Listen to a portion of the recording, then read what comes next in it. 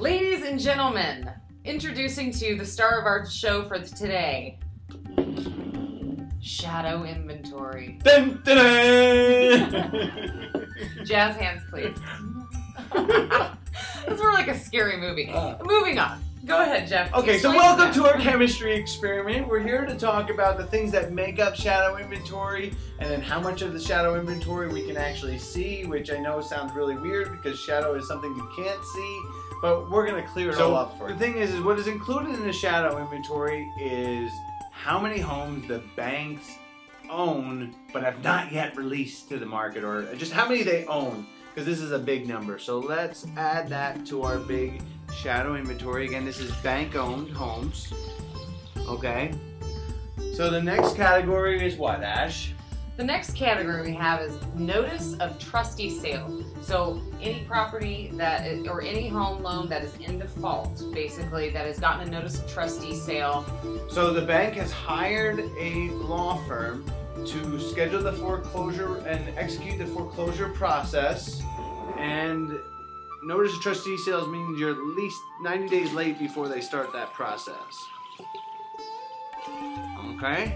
Alright. Alright. Our next category are 30-day plus lates without notices of trustee sale. So how do we know, how do we track these people? Who tells us about this? Well, it's difficult. Actually, the Mortgage Banking Association is where we found this out. Oh, okay. Okay. So they told us that of all the loans, there's 12.31% of them that are 30 days plus late. Yeah. Now, everybody, yeah. I mean, there could be a million reasons why someone is 30 days late. They could have gone on vacation. They could have accidentally thought they sent in the payment, but they didn't. They maybe didn't get the paycheck in time.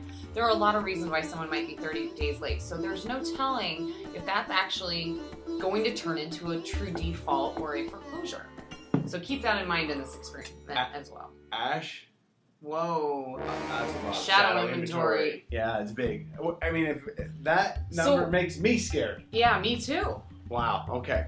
So, when they describe shadow inventory, are they talking about the homes that are already active on the market and the homes that are under contract? No, they're talking about everything. When we hear it in the media, they're not specifying what truly shadow inventory is or what does that mean to us.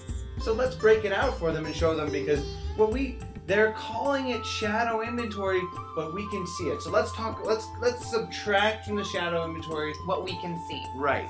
So when it comes to bank-owned inventory, currently we can see about 8,000 homes that we can see.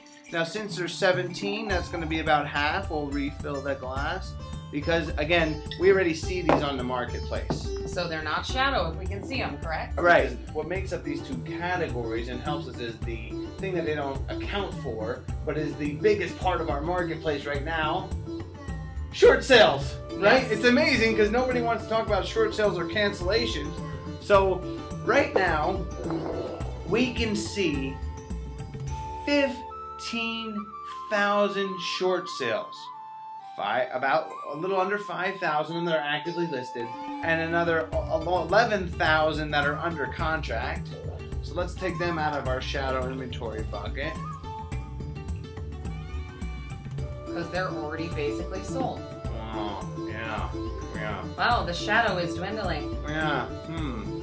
So the funny thing is that of the overall pool of shadow inventory out there, we already can see how. Okay, so there's about 20,000 homes on the market, and then there's, how many do we sell this month? Over 10,000. So what you're telling me 10,700 and something is the word I hear the most and that drives this the like fingers down on a chalkboard is the oversupply of shadow inventory. So if you told me there was 25,000 homes out there that are potentially going to come on the market, does that make you scared? Not at all. Actually, we'd like to see them because we have buyers that want to buy them. That's right. Bring it on. Bring on that shadow inventory.